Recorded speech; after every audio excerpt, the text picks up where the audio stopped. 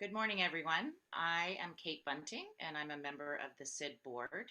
And it's my pleasure to introduce the panel today. I'm going to introduce you to your moderator. Our moderator is Nicole Grable, and she is a senior technical advisor with Save the Children.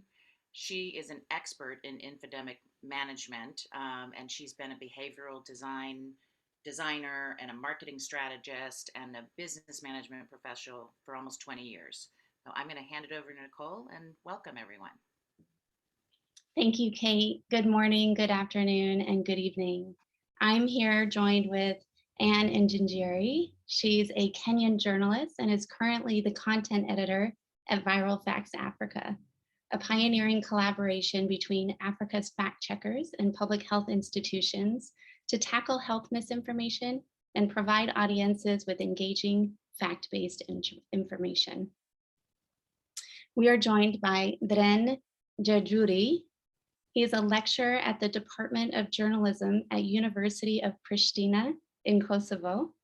Also a journalist, he conducts media literacy and anti-disinformation trainings in Kosovo, Western Balkans, and other European countries. We are also joined by Jude Jonathis. He is a senior program manager with Mercy Corps Haiti and focuses on community-based approaches related to peace building, financial inclusion, economic development, and public health, including addressing COVID-19, mis and disinformation, and information voids. Today, we're going to be discussing how COVID mis and disinformation has affected the fight around the world. So we'll hear from these experts on the panel to learn about how this is presented in their communities.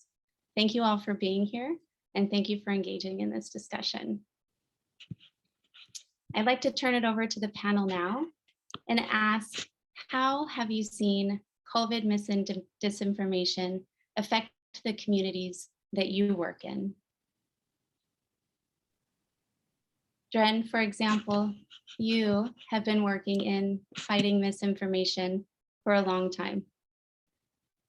What's the difference between mis and disinformation to start? Let's kick off with that question.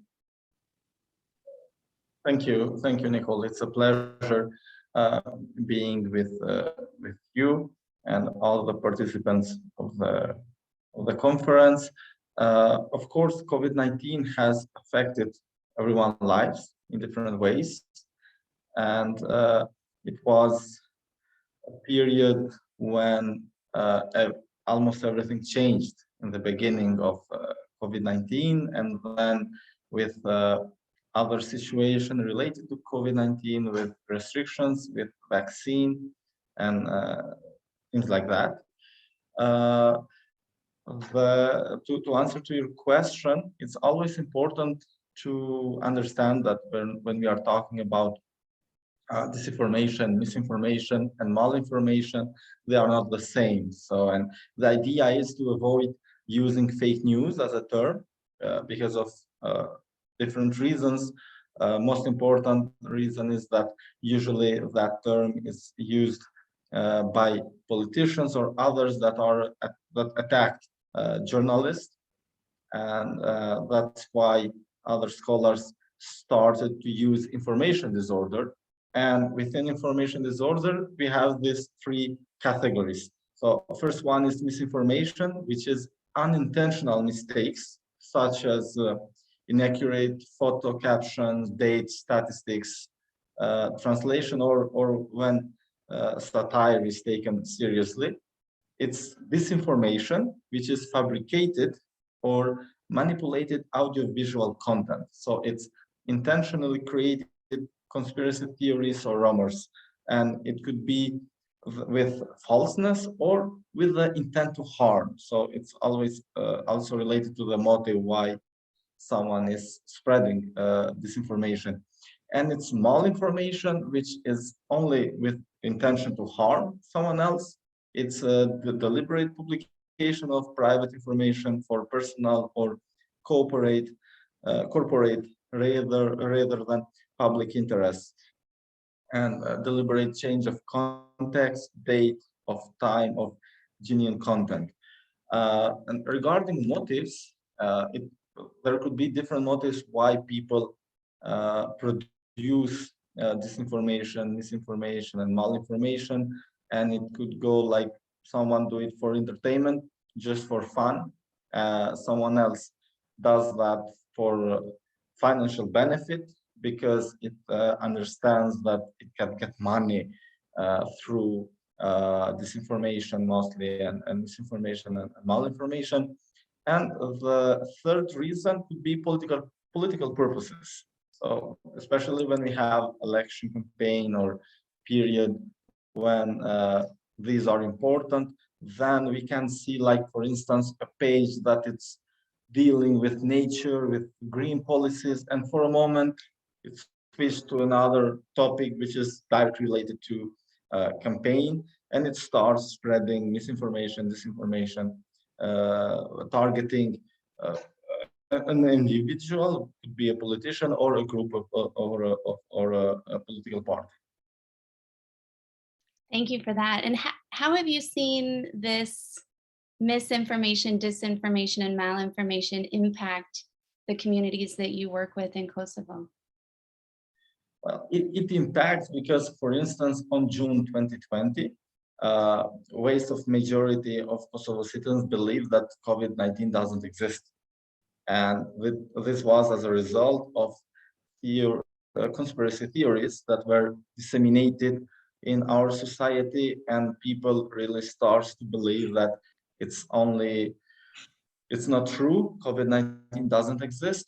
It's only one way of getting microchips or other conspiracy theories that were popular on that time. And this was like the biggest effect that we have seen in our society in Kosovo. And it was quite similar in the region too. If we go beyond, then for instance, in UK, people reaction was quite different because was disinformation that COVID-19 was spreaded also from 5G, and what they did, they put on fire the 5G objects that were spreading the 5G. So in this, we can understand that people had different reaction, but the issue is that they believed something that wasn't true. And of course, always us as people, we act on something that we believe that is true. And the issue is that, as scholars mentioned, that propaganda is ineffective in the moment that people know that it's a propaganda. But the issue is that in this case, they didn't know it, and they believe that COVID-19 doesn't exist, and they like refuse the restrictions that we had and things like that. And all of that was like a direct result of disinformation that was disseminated through that time, through different topics. Like in the beginning, we had disinformation related to COVID-19 origin and so on. Then we moved to vaccine for COVID-19, and again, this information was focused on vaccine effects on people, and in order to push them away and not to get vaccinated. Thank you. And what about in Kenya? What did you see in Kenya and throughout Africa related to misinformation and how it affected the COVID response? Yeah, thank you so much for the invitation. And I agree, I can see most of what Dren has talked about is also similar to what we were seeing in Africa. So misinformation is definitely a huge threat in the fight against COVID-19. So like since the start of the pandemic, we had an abundant and uncontrolled spread of misinformation about, unproven remedies, false cures. And of course, now as we got into 2021 and the vaccine rollouts began, we started seeing a lot of anti-vaccine messages. So, and of course, this posed a very serious threat and undermined the public's ability to make informed decisions about their health. And it also undermined public trust in health institutions. So right now, what we're seeing is we're in the middle of a complex, disorder, information disorder, where we are seeing credible news and information competing with all these kinds of false and misleading material. And of course, when people are presented with an overwhelming amount of information, it leads to a lot of confusion because they're not sure what is true and what isn't. And the most dangerous thing about this is it poses the risk of physical harm. We saw instances where people took, toxic amounts of alcohol and actually died because they believed, they saw something circulating on social media saying that if you took that alcohol, you were not going to get COVID and these kinds of things. So this again also undermines public health responses because you're not able to address the overwhelming amount of information, like it's going viral at a very fast rate. And now what we are seeing now in 2022 is the impact of COVID-19 on non-COVID related public health issues. So for example, Malawi reported a case of poliovirus, wild poliovirus in February.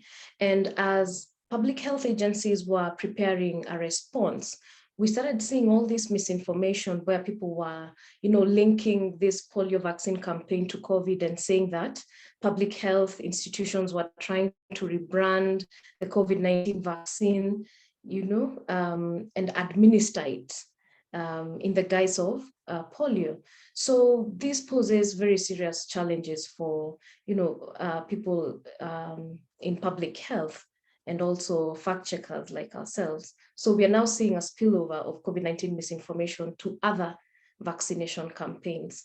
Mm-hmm. And also, when people believe that COVID does not exist, like we also saw this in Africa, I've heard the same was in Kosovo, it becomes very difficult for you to respond because people think this is just a flu or this is just another avenue. Like in many African countries, people are saying it's just another avenue for our governments to loot these funds. So they did not believe that COVID existed. And, just trying to continue reminding people that the pandemic is real and you need to continue to observe the public health stipulated in your countries, your national governments, and by regulatory authorities, like the WHO. Very, very important. We had to keep repeating this messaging.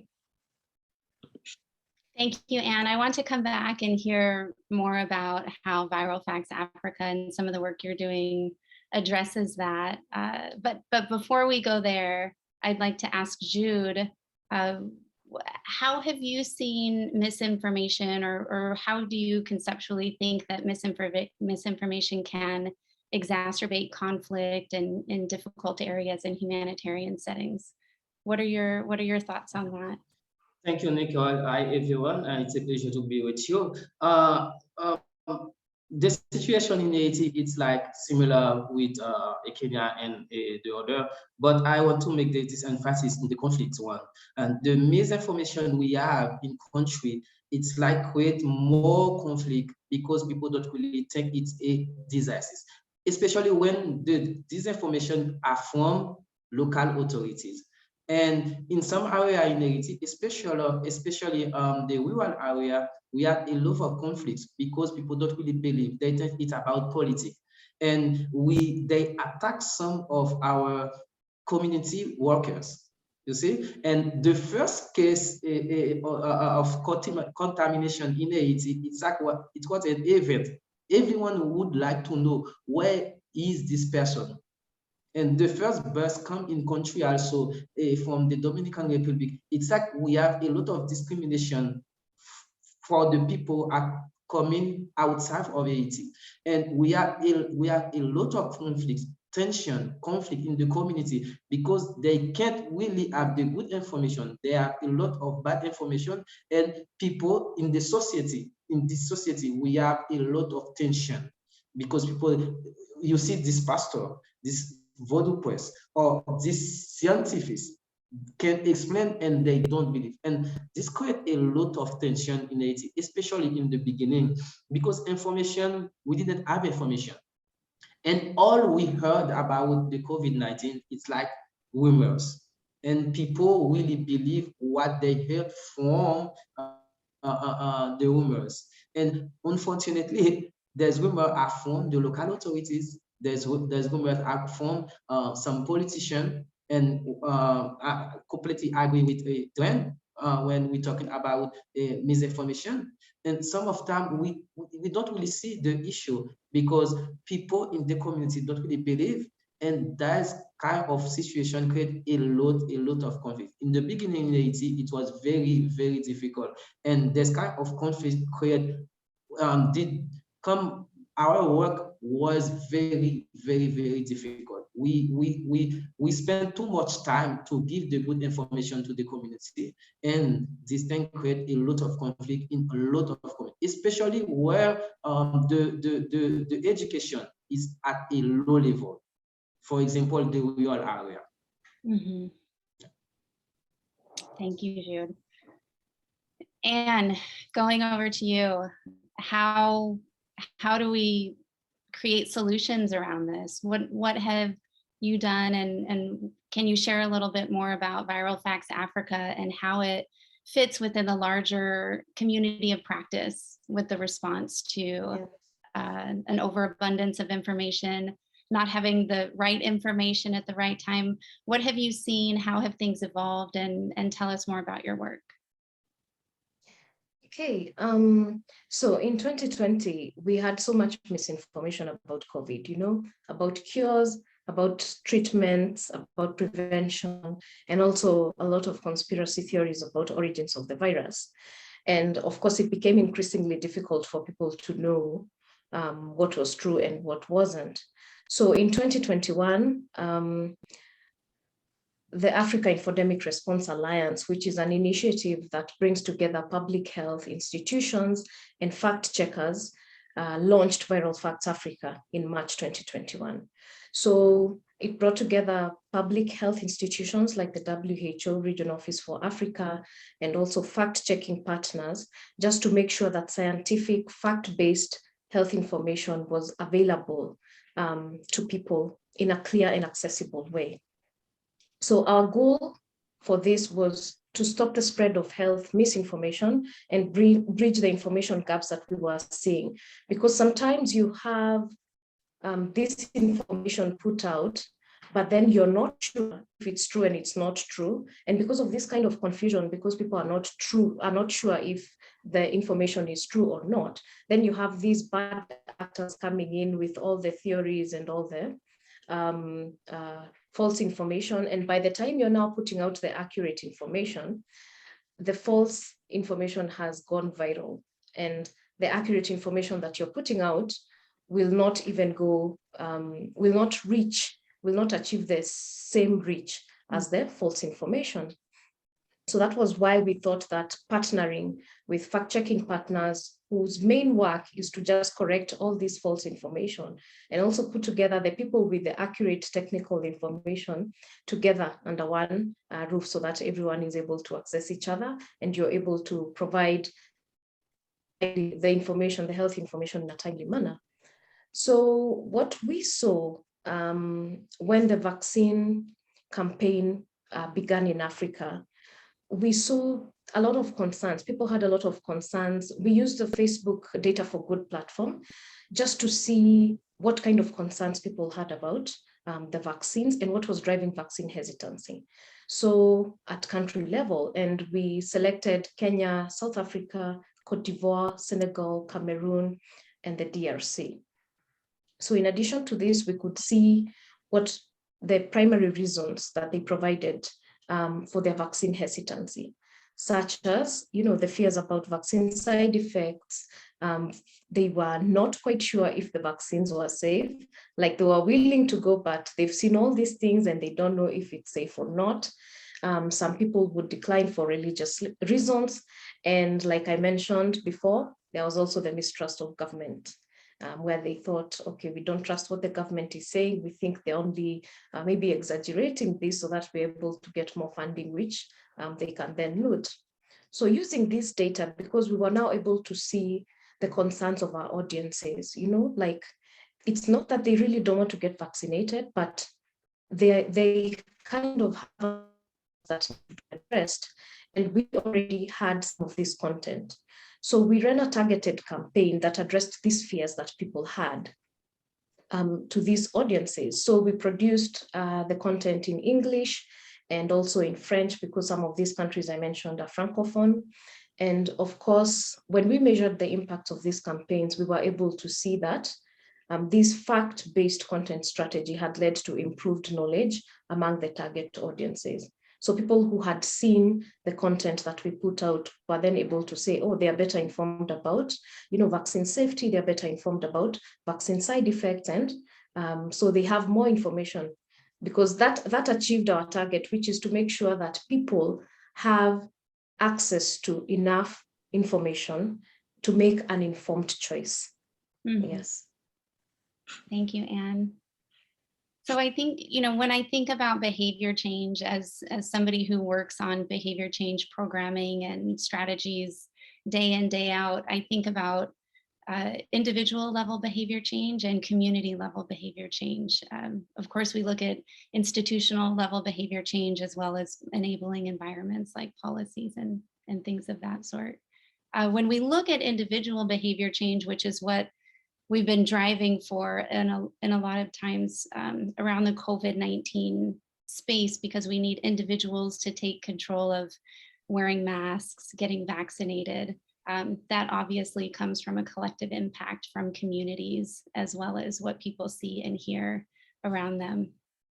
So layering into what Anne said, and Dren, I'd like to turn it over to you and hear a little bit more about how media training and media literacy and support for those institutions can help in addressing the needs for fighting misinformation around COVID-19.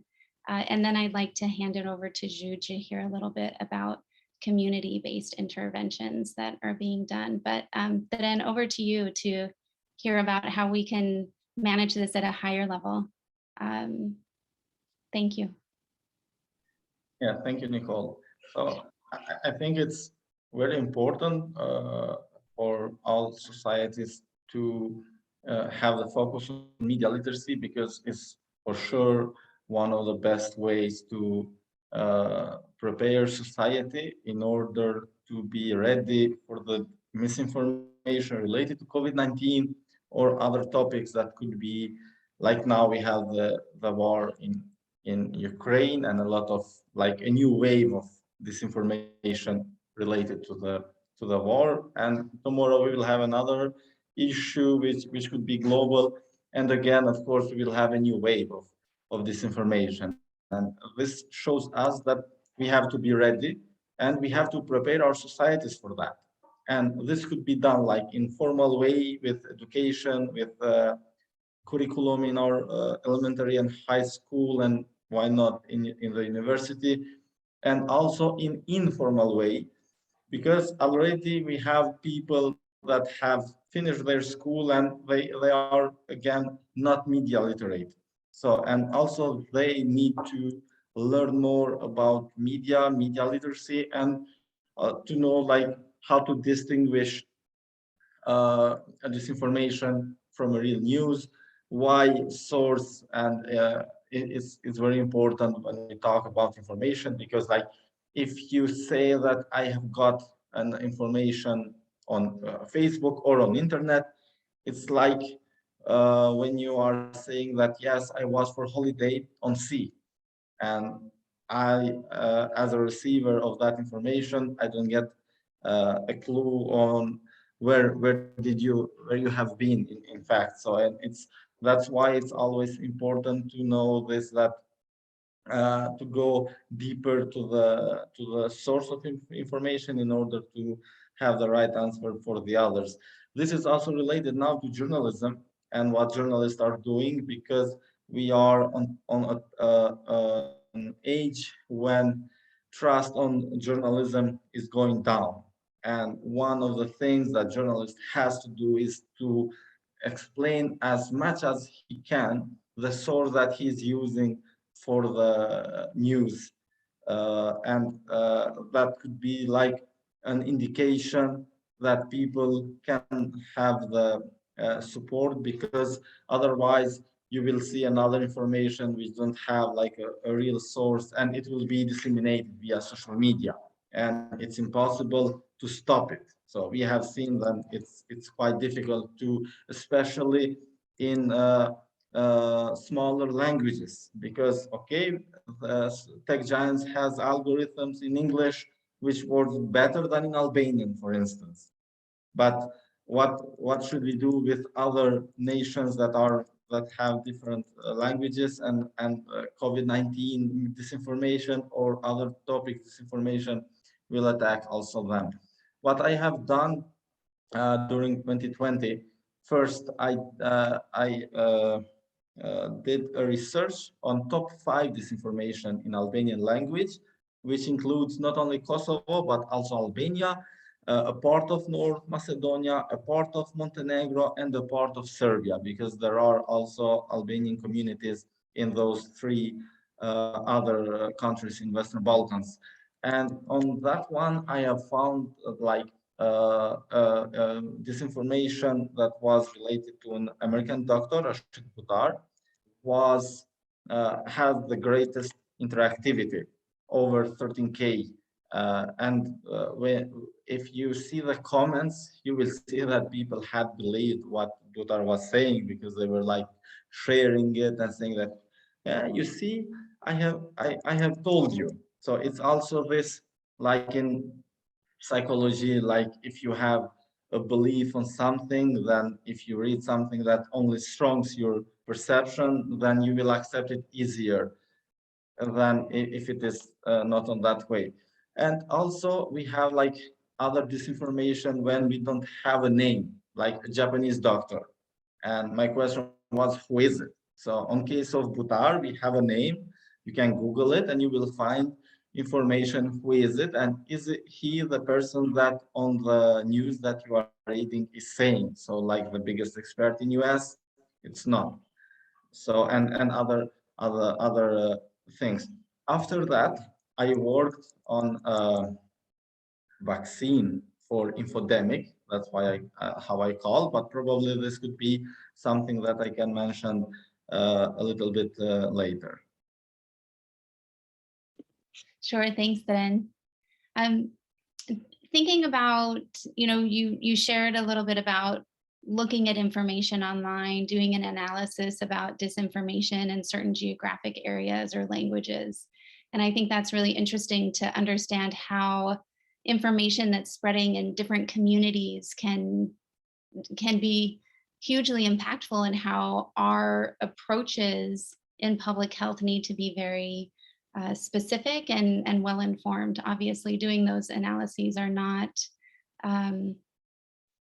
they take a bit of time, energy, and resources, no doubt. So that can be a big challenge when we're running fast to fight a pandemic. Jude, can you tell us a little bit about, misinformation, what people might see online, and you're in the communities day in, day out in the field doing work around financial inclusion or livelihoods and other programming in addition to the COVID work.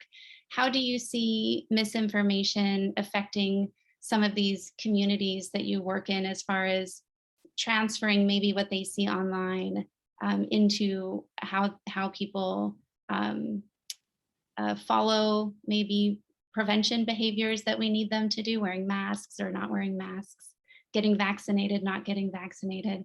What do you see in community day in, day out? Yeah, thanks, Nicole. Indeed, yeah, because a lot of people are really follow the social media. They really have information in social media, and unfortunately, the information they have, it's really rumors. It's really what kind of bad behaviors. And in the community, we see a lot of bad behavior from because of this rumor, and people really trust in the social media. When they heard something in social media, it's like it's the truth. And especially in Haiti, we didn't have the good information before. And in terms of behavior, people don't really wear a mask. And in terms of cultural also, Asian people really like to, they are tactile, they want to touch, they want to kiss people like this. So in terms of behavior, it's like they see in this pandemic that we want to break all our culture in terms of human, and they don't really they didn't really want to adapt their culture to this disaster, and they make a lot of video. And when as I told before, unfortunately, we have a lot of journalists, we have a lot of influencers that really circulate bad information. And in the community, and they can say, okay, this pandemic, it's really for white people. Do you hear what happened in US? Do you hear what happened in Paris? But it's like they don't care about the disease, especially in the beginning. Especially in the beginning, in terms of behavior, it's like they stay in the same level.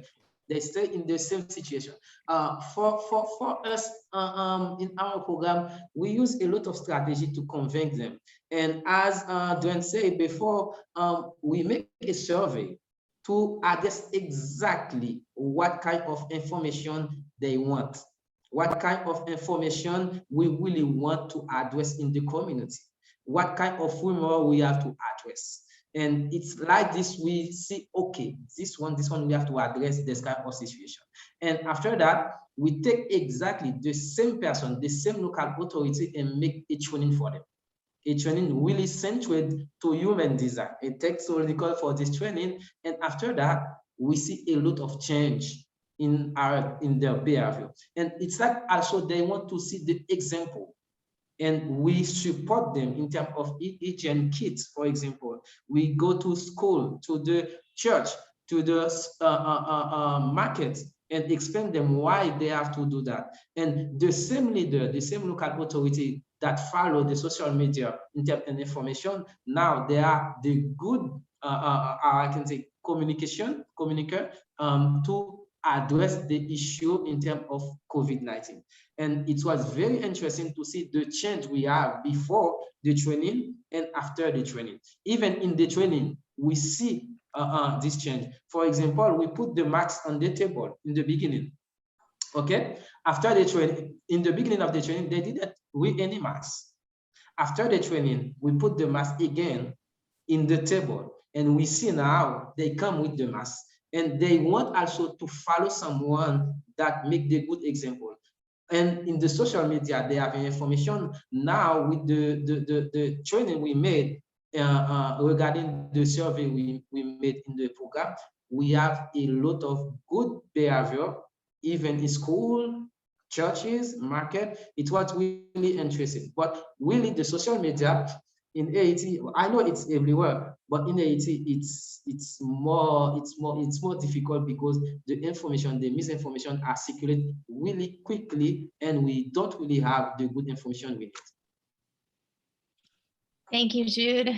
That is one thing that I'd like to circle back on that you mentioned, was that the importance of doing the survey and the assessment in the communities to understand what was happening, what people were talking about, what are people saying, what are the most risky things that need to be addressed as far as rumors or misinformation.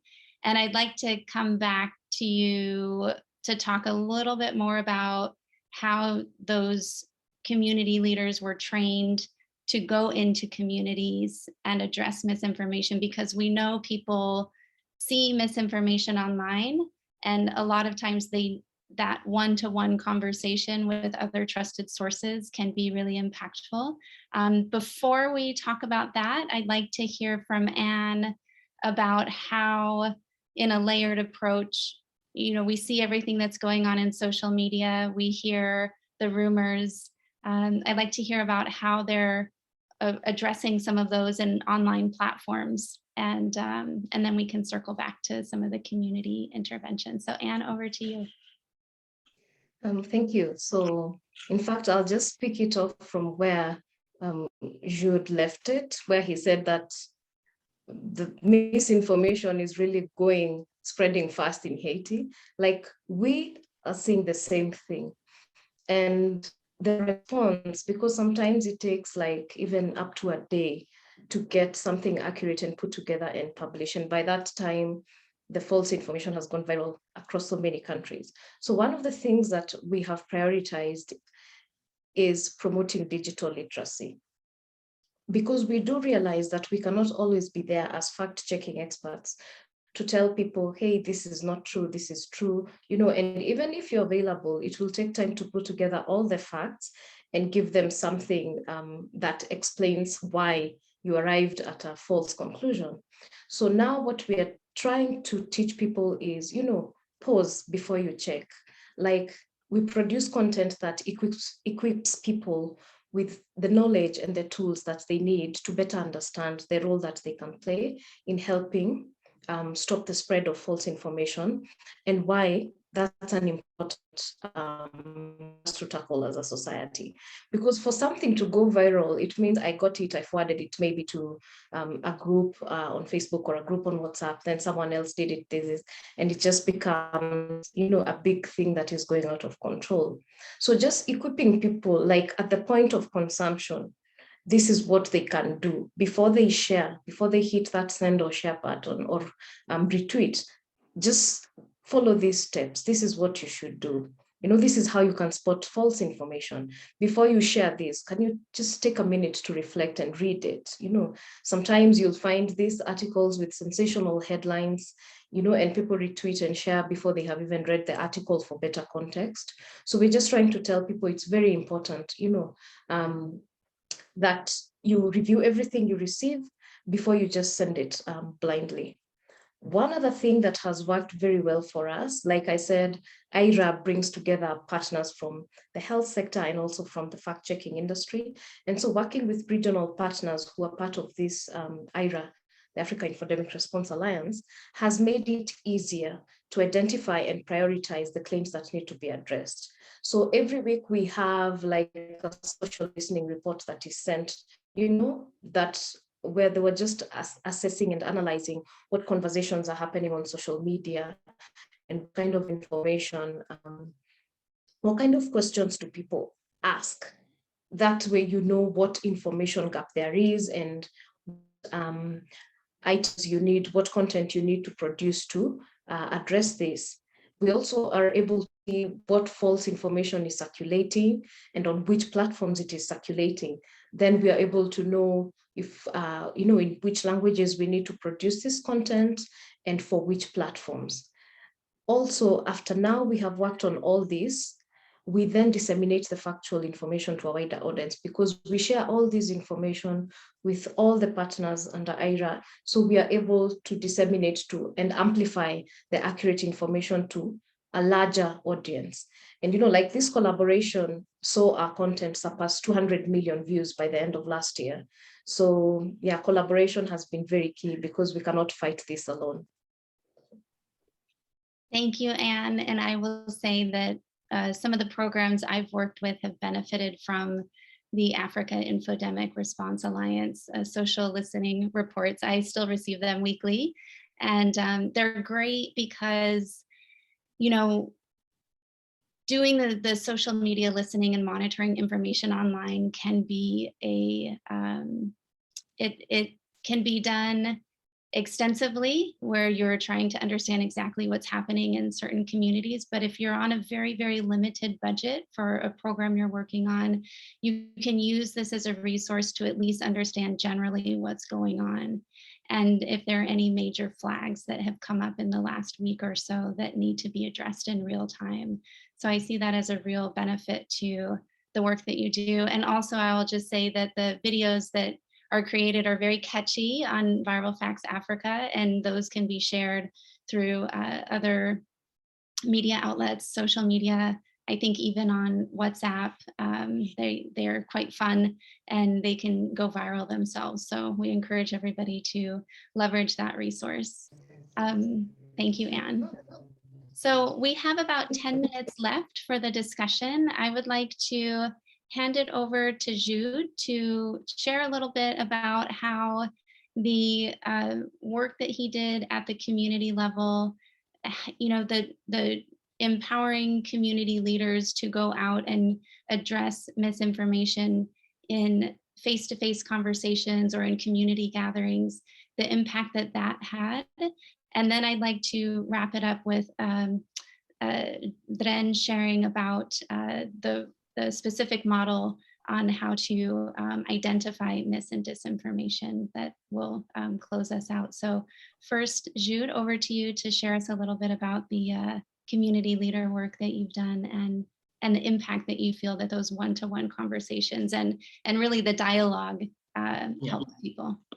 Thank you, Nicole. One of the things I have to say, in our culture, even we use the digital information, the digital access awareness. It's really important we have this face-to-face. We can communicate, we can talk. In the COVID-19 situation, I know it's difficult, but it was important for us to see the leaders, to talk to them. They can ask questions, we can answer, they can say our face, we can communicate. It's really important in our culture. It's why we make this training also to communicate to the local leaders. And one of them we really use is data. We come with data for the pandemic. We use the scientific explanation, and if we don't really have the information also, we don't really ready. I remember when they asked some question for the pregnancy, we don't have the answer. We are honest, we say, okay, now we don't really have this kind of information, we can go and come back and give you the answer. And also in terms of interpersonal communication, we teach them, we train them how to make the interpersonal communication. Like this, they are really more comfortable to go in the community and talk about the disaster, the pandemic. One thing we see, it's not because they did have a bad intention, but they don't really have the good information. And it's really important we make all this information, we talk about the scientific, but in our language. We really go in the basic level, explain all the process for the vaccine. For example, they didn't know we can make a vaccine in 1 year when we have 10 years to make a vaccine. We make the scientific explanation and exactly in our level, and that is they understand. And we really want this appropriation. They involve, they understand, now they are comfortable and go in the community. We train almost 100 in each locality. Local leaders, and they are going in the locality, they make the application. One thing we use in terms of data, it's not because we want to scare them, but we take data from Haiti, for example, what they see, because in some moment we have a lot of died people, and they don't really say it's COVID, but we see the symptom. Do you see this situation? And as leaders, responsible leaders, we have to take care of your community. You have to take care of yourself. You have to guide your population in a good way. And we make this sensibilization, and we have result, concrete example. We have concrete results. So we make the interpersonal communication with them. We make the training for vaccination in general, specifically for COVID-19. We make the training to understand what is the COVID-19, what are the good information. Also, when they want to have good information, where they have to go, and we give them also some kit material to make practice in the community, and they can understand. So we have some good result in the localities because of the training, because of this face-to-face training in the COVID-19. I know it's really difficult, but as I told, I say before, it's really important in our culture. We can talk to people, they can ask you questions, that we can answer, we can come back, we come with the question. And it was really interesting to see all the training change a lot of bad behavior they have before, and they are now good messengers in the community. Thank you, Jude. I think one thing that I think was quite interesting about the training that you did was also training people about the concepts that Dren was talking about, that what misinformation is, what disinformation is, why it happens, why people are doing it.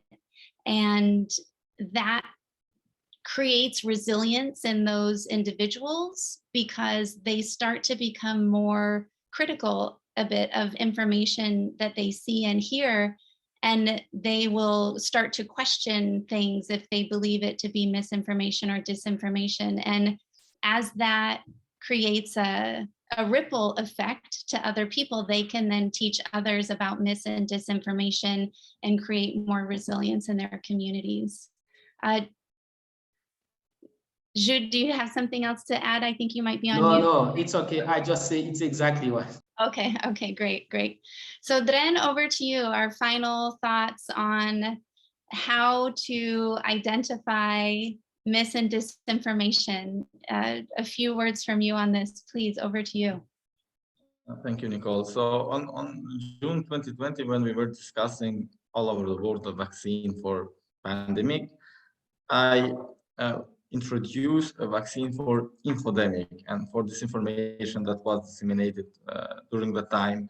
And of course, before the scholars presented different models, it goes like until 10 steps, which is a little bit too much, I believe, because if you are saying to someone that for each information, for each news, you have to go through 10 steps, who will do that? And what I try to do is to make like a model of 3 basic questions. And the first question is, who is the author and is he credible? So behind every published information lies an author, and it is very important to understand who he is and whether he or she has credibility in society. Due to the relevance of the news, you always find important information in more than one media. So it is important to look for the same news, for the same information in another media. And this is the second question. With this question, by reading the same information from different sources, we also have a broader horizon of the information we receive, as well as a more complete context. The third question we need to ask ourselves is about the supporting resources on which information is built. Are they official sources? What are the resources? Does the information also provide photos, videos, or any other facts from the context of the news? If we manage to answer these 3 questions when we receive information, then questions about the veracity of the information begin to get the required answers, and dilemmas are eliminated, because only in true information can we find the required answers. Of course, this 3 basic question model has to go together with the judgment and critical thinking, which is very important. So it's always any type of media or information that you are exposed to, it's very important always to have critical thinking before believing. Is it not important? Is it a text, photo, or video? Because now we are in an age not only on disinformation on text, but also with different audiovisual manipulation, deep fakes, cheap fakes, and so on. Thank you, Dren. On that note, that summarizes our panel discussion about mis and disinformation related to COVID-19.